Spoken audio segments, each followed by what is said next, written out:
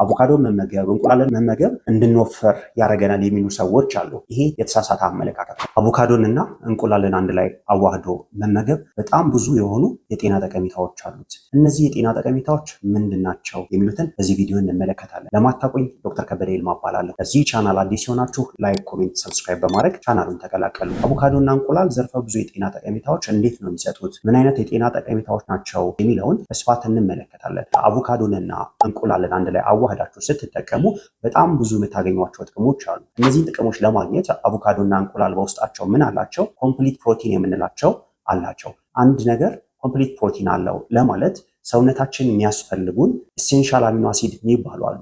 እነዚህ ኢሴንሻል አሚኖ አሲድ የሚባሉት ሙሉን 9ኙን ከያዘ ያ ምግብ ምን ይባላል? ኮምፕሊት ፕሮቲን ይባላል ማለት ነው። ስለዚህ እንቁላል በውስጡ ምን አለው ማለት ነው? ኮምፕሊት የሆነ ፕሮቲን አለው። ሌላኛው እነዚህ ሁለት ውህዶች ዘርፈ ብዙ የሆኑ ማይክሮኒውትረንት አላቸው። እነዚህ ማይክሮኒውትረንቶች ደግሞ ብዙ የሚሰጡን ጠቀሜታዎች አሉ። ከነዚህም ጠቀሜታዎች ውስጥ የተለያዩ ሆርሞኖችን ማስተካከል፣ ለምሳሌ GLP-1 የምንለውን የጥጋብ ስሜት እንዲሰማን የሚያደርገውን ሆርሞን ከፍ እንዲል ያደርጋል። ሌላኛው ደግሞ ኢንፍላሜሽን ሰውነታችን ውስጥ እንዳይከሰት ያደርጋል። ሌላኛው ነገር ደግሞ ሴሎቻችን ራሳቸውን እንዲተኩ ያደርጋል ማለት ነው። አቮካዶንና እንቁላልን አንድ ላይ አዋህዳችሁ ስትጠቀሙ በጣም ብዙ የምታገኟቸው ጥቅሞች አሉ። የመጀመሪያው ምንድነው? ሜታቦሊክ ኢፌክት አለው። ይህም ሆርሞንን በማስተካከል የጥጋብ ስሜታችንን በመጨመር ማለት ነው። የጥጋብ ስሜታችንንና ሆርሞናችንን እንዴት ነው የሚያስተካክሉት እነዚህ ሁለት ምግቦች የሚለውን እንመልከት። እነዚህ ሁለት ምግቦች በምትመገቡበት ሰዓት ላይ ሰውነታችን የሚያመርተው ሆርሞን አለ። ይህም ሆርሞን ምን ይባላል?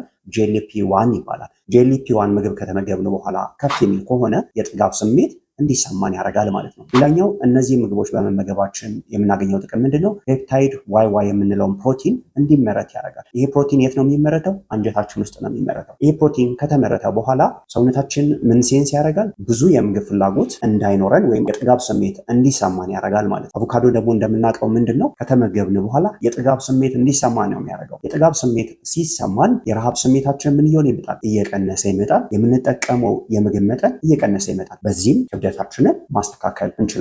ሁለተኛው ጥቅም ምንድነው? እነዚህን ምግቦች ከተመገብን በኋላ አቮካዶንና እንቁላልን የደም የስኳር መጠናችንን ያረጋጋል። ለምንድነው ይሄ? እነዚህ ሁለት ምግቦች ምንድናቸው?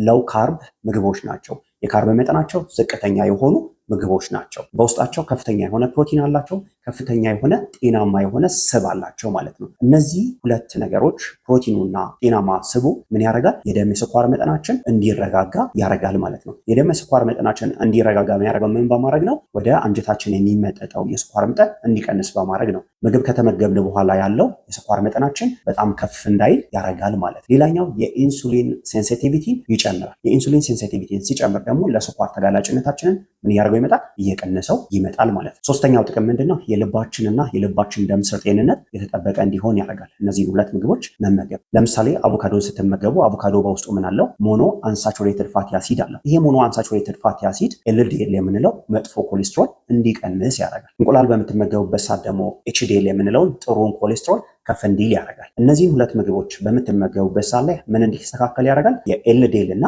የኤችዲኤል ሬሾ እንዲቀንስ ያደርጋል። የሁለቱን ሬሾ ቀነሰ ማለት ደግሞ የተለያዩ ችግሮች እንዳይከሰቱባችሁ ያደርጋል። ለምሳሌ የልብ ህመም እንዳይከሰት ያደርጋል። ስትሮክ እንዳይከሰትባችሁ ያደርጋል። የተለያዩ ኮሌስትሮል ጋር ተያይዘው የሚመጡ ህመሞች እንዲቀንስ ያደርጋል ማለት ነው። ሌላ የሚሰጣችሁ ጥቅም ምንድነው? አርተሪ የምንለው የደም ስራችሁ እንዳይጠነክር ያደርጋል ማለት ነው። ይሄ ካልጠነከረ ደግሞ የተለያዩ ህመሞችን መከላከል ትችላላችሁ ማለት ነው። አራተኛው የምታገኙት ጥቅም ምንድነው? ሰውነታችሁ ውስጥ ብግነት እንዳይከሰት ያደርጋል፣ ወይም ብግነትን በከፍተኛ ሁኔታ ይቀንስላችኋል። ይህም ለምንድነው? አቮካዶ በውስጡ ምን አለው? ቫይታሚን ኤ ያለው ፖሊፊኖል የምንለው አንቲኦክሲዳንት አለው። እንቁላል ደግሞ በውስጡ ምን አለው? ሉቲን እና ዚዛንቲን የሚባሉ አንቲኦክሲዳንቶች አሉት። እነዚህ አንቲኦክሲዳንቶች ቫይታሚን ኢ አንድ ላይ ሆኑና ኦክሲዴቲቭ ስትረስን ይቀንሳሉ። ኦክሲዴቲቭ ስትረስ ቀነሰ ማለት ደግሞ ሰውነታችን ውስጥ ብግነት በከፍተኛ ሁኔታ ይቀንሳል ማለት ነው። ሌላኛው እነዚህ ምግቦች በምትመገቡበት ሰዓት ላይ ሰውነታችን ውስጥ ኢንፍላሜሽን ይቀንሳል ብያቸዋለሁ። ኢንፍላሜሽን መቀነሱ ደግሞ ሴሎቻችን ወይም ህዋሶቻችን ጤንነታቸው የተጠበቀ እንዲሆን ማድረግ ይችላሉ ማለት ነው። አምስተኛ የምታገኙት ጥቅም ምንድነው? አእምሯችሁና የነርቭ ስርዓታችሁ ጥሩ እንዲሆን ያደርጋል። ይህም ለምንድነው? ለምሳሌ እንቁላልን በምትመገቡበት ሰዓት ላይ በውስጡ ከፍተኛ የሆነ የኮሊን መጠን አለ። ይህ ኮሊን ወደ ምን ይለወጣል? ወደ አሲታይል ኮሊን ይለወጣል። አሲታይል ኮሊን ለምን ይጠቅማል?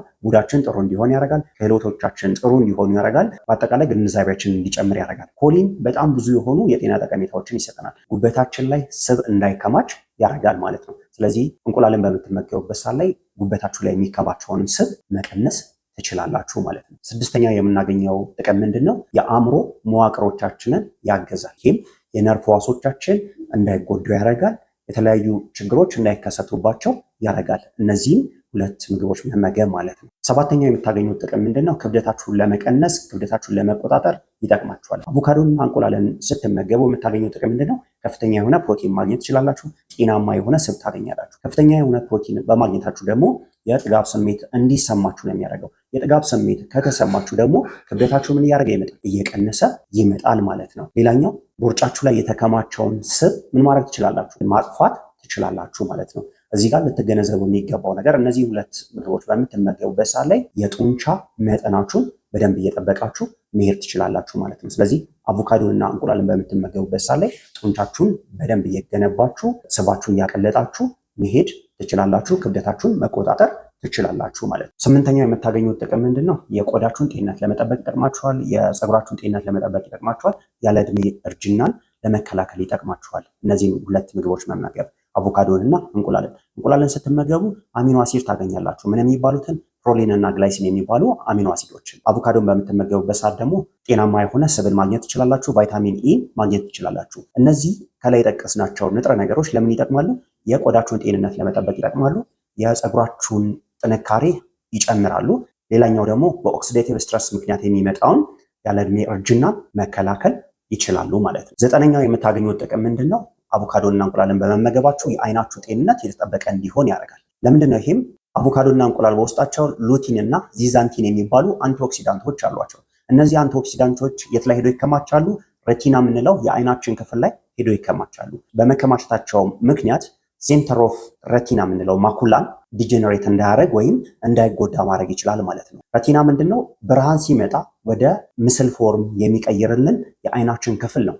እሱ ማኩላር ዲጀነሬሽን እንዳይከሰትበት ያደርጋል። ሌላኛው ደግሞ የአይን ሞራ ግርዶሽ ወይም ካታራክት የምንለው ህመም እንዳይከሰት ያደርጋል። እነዚህን ሁለት ምግቦች በመመገባችን ምክንያት ማለት ነው። አስረኛው የምናገኘው ጥቅም ምንድን ነው? ጡንቻችንን ለመገንባት ይጠቅሙናል። እነዚህን ሁለት ምግቦች መመገብ፣ በተለይ ደግሞ እንቁላልን መመገብ። እንቁላል ምንድን ነው ብያችኋለሁ? ኮምፕሊት ፕሮቲን ነው ብያችኋለሁ። ኮምፕሊት ፕሮቲን የምንለው መቼ ነው? ሁሉንም ኢሴንሻል አሚኖ አሲድ የሚባሉትን በውስጡ ሲይዝ ነው። ስለዚህ እንቁላል ኮምፕሊት ፕሮቲን ስለሆነ ጡንቻን ለመገንባት ይጠቅማል። ሌላኛው እንቁላል በውስጡ ከፍተኛ የሆነ የሊዩሲን የሚባል አሚኖ አሲድ ይዟል። ይሄ ሊዩሲን ደግሞ ለምን ይጠቅማል? ጡንቻችን እንዲያድግ ማድረግ ይችላል ማለት ነው። ስለዚህ ስፖርተኞች፣ የተለያዩ ስፖርት የሚሰሩ ሰዎች እንቁላልን እና አቮካዶን አዋህዳችሁ ብትጠቀሙ የጡንቻ ግንባታችሁን ጥሩ ማድረግ ትችላላችሁ። እድሜያችሁ ከፍ ያለ ሰዎችም እነዚህን ሁለት ምግቦች አዋህዳችሁ በምትመገቡበት ሰዓት ላይ የጡንቻችሁን ሁኔታ ጥሩ ማድረግ ትችላላችሁ ማለት ነው። አቮካዶንና እንቁላልን ሲመገቡ መጠንቀቅ ያለባቸው ሰዎች እነማን ናቸው? የመጀመሪያው በቤተሰብ የኮሌስትሮል መጠናቸው ከፍ የሚልባቸው ሰዎች። ሁለተኛው ደግሞ እነማን ናቸው? የኮሌስትሮል ሁኔታቸው ከቁጥጥር ውጭ የሆነባቸው ሰዎች መጠንቀቅ መቻል አለባቸው። ሌሎቹ መጠንቀቅ ያለባቸው ሰዎች ከልክ በላይ ምግብ የሚመገቡ ሰዎች አቮካዶንና እንቁላልን ከልክ በላይ ሲመገቡ ክብደታቸው እየጨመረ ስለሚመጣ መጠንቀቅ መቻል አለባቸው ማለት ነው። ጤናማ የሚባሉ ሰዎች መመገብ ያለባቸው ከ1 እስከ 2 እንቁላል ነው በቀን ውስጥ ማለት ነው። ከላይ ጠቀስናቸውን ጥቅሞች ለማግኘት አቮካዶና እንቁላልን እንዴት ነው መመገብ ያለባችሁ? 2 የተቀቀለ እንቁላል ትወስዳላችሁ፣ 1 መካከለኛ አቮካዶ ትወስዳላችሁ። በዛ ላይ ደግሞ የፋይበር ይዘት ያላቸውን ምግቦች፣ አትክልቶችን በመደባለቅ በምትመገቡበት ሰዓት ላይ ከላይ የተጠቀሱትን ጥቅሞች ማግኘት ትችላላችሁ ማለት ነው። በዛሬው ቪዲዮ እንቁላልንና አቮካዶን አዋህዶ መጠቀም ዘርፈ ብዙ የጤና ጥቅሞች እንደሚሰጥ ተመልክተናል። ሌላ አንዳንድ ሰዎች የሚሉት የተሳሳተ ነገር አለ። እሱ ምንድነው? እንቁላልን መመገብ ኮሌስትሮል መጠኔ ከፍ እንዲል ያደርጋል የሚሉ ሰዎች አሉ። ልክ ነው። መቼ ነው የኮሌስትሮል መጠንን ከፍ የሚያደርገው? ከመጠን በላይ እንቁላል የምትመገቡ ከሆነ የኮሌስትሮል መጠናችሁን ከፍ ያደርጋል። ነገር ግን በትንሹ እንቁላልን የምትመገቡ ከሆነ የኮሌስትሮል መጠናችሁን ያናክል ምን ያደርገው? ከፍ ያደርገው። ሌላኛው የተሳሳተው አመለካከት ደግሞ ምንድነው? አቮካዶ መመገብ፣ እንቁላልን መመገብ እንድንወፈር ያደርገናል የሚሉ ሰዎች አሉ። ይሄ የተሳሳተ አመለካከት ነው። ለምንድን ነው? ይህም እነዚህ ስቦች ጤናማ ስቦች ናቸው። ጤናማ ስቦች ስለሆኑ ከላይ የጠቀስናቸውን የጤና ጠቀሜታዎች ይሰጡናል። መቼ? በመጠን ከተመገብን ማለት ነው። ስለዚህ ስብን እንዲጨምር አያረጉም እነዚህ ምግቦች ማለት ነው። አንድ መገንዘብ ያለባችሁ ነገር ምንድን ነው? እነዚህም ጥሩ ጥሩ የምንላቸውን ምግቦች ስንመገብ አንደኛ ሰውነታችንን ከተለያዩ ጉዳቶች መጠበቅ እንችላለን። ሰውነታችን ላይ ብግነት እንዳይከሰት ማድረግ እንችላለን። ህዋሶቻችን ወይም ሴሎቻችን ራሳቸውን እንዲያድሱ የተለያዩ ህመሞች እንዳይከሰቱብን ማድረግ እንችላለን። ምን በማድረጋችን? ጥሩ ጥሩ አመጋገብ በመከተላችን ምክንያት ማለት ነው። ስለዚህ ጥሩ ጥሩ አመጋገቦችን በመከተል ጤናችንን እንጠብቅ። በዛሬው ርዕሳችን በጣም ጥሩ መረጃ እንዳገኛችሁ ተስፋ አደርጋለሁ። አብራችሁኝ ስለነበራችሁ ከልብ አመሰግናለሁ። ሰላም ቆዩልኝ። ሰላማችሁ ይብዛ።